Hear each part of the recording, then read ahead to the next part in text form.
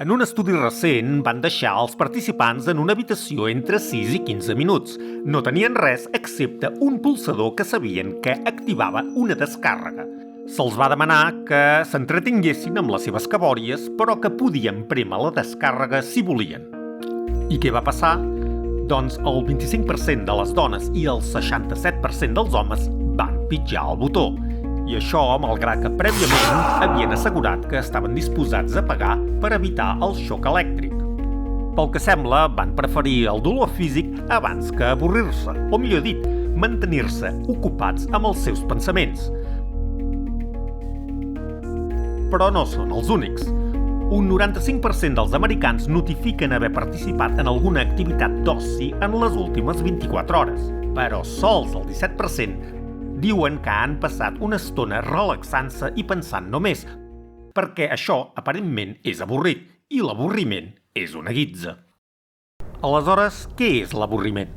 Ben al contrari de la creença popular, no és quan no tens absolutament res a fer. És allò que passa quan cap de les opcions que tens a mà t'atrau.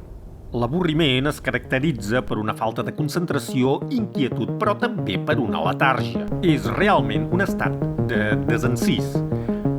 En Facebook, Twitter, Instagram, YouTube, per no parlar de les notícies que tinc esperant a la cua, assegut en una cafeteria, parat en un semàfor. Molta gent agafa els seus telèfons per evitar l'avorriment sense manies.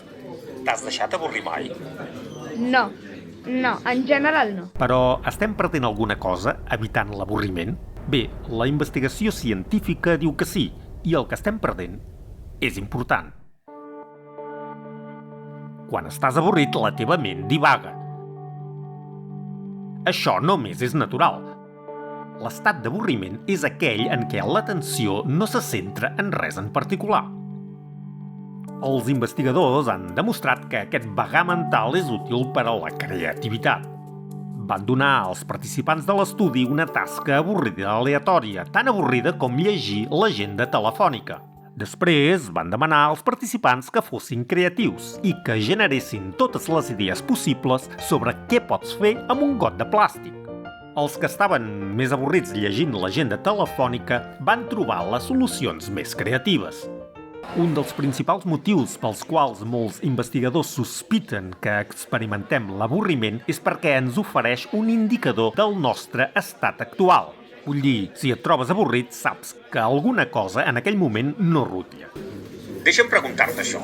Quan estàs a classe i estàs una mica avorrit, no treus el telèfon? Sí, contínuament. Sí. Així que la paradoxa de l'avorriment és que et fa sentir cansat, lent i desinteressat, però en realitat pot impulsar-te a l'acció i a fer canvis positius per a la teva vida.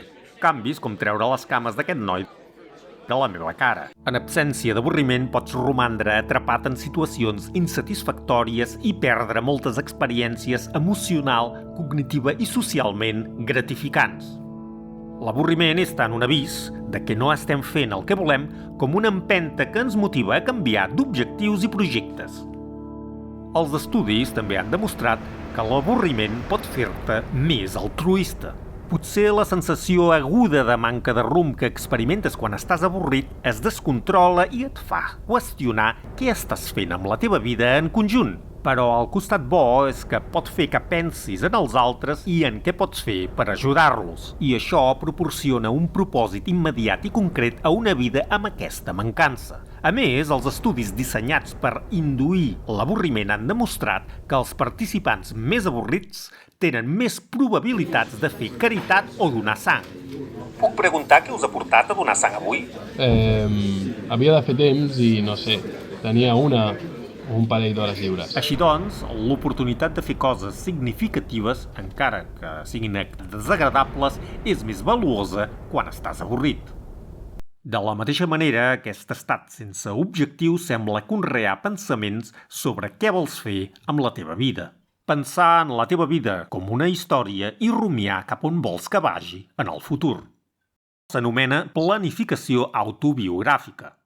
Quan els participants en un estudi els donaven tasques que només utilitzen una fracció de la capacitat mental, sovint pensaven en els seus plans de futur. En aquest sentit, avorrir-se és essencial per fixar objectius. Si el teu cervell sempre està consumit per altres estímuls, no et marcaràs objectius a llarg termini ni rumiaràs com aconseguir-los. Un telèfon t'elimina l'avorriment? Sí, de fet, si ho penses bé, sí. Cada vegada que estàs esperant alguna cosa, tens una decisió per prendre que sembla petita. Aparta el telèfon durant uns segons o minuts o simplement avorreix-te. Experimenta només els teus pensaments. Sembla una decisió insignificant. I si no li dones gaire pes, l'acció òbvia és veure què hi ha de nou al teu aplicatiu.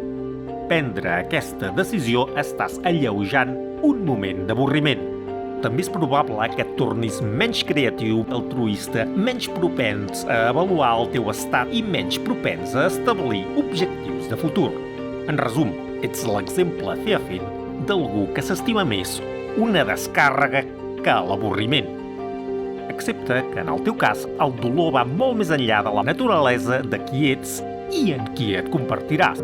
Així que pensa-ho bé abans de prémer aquest botó.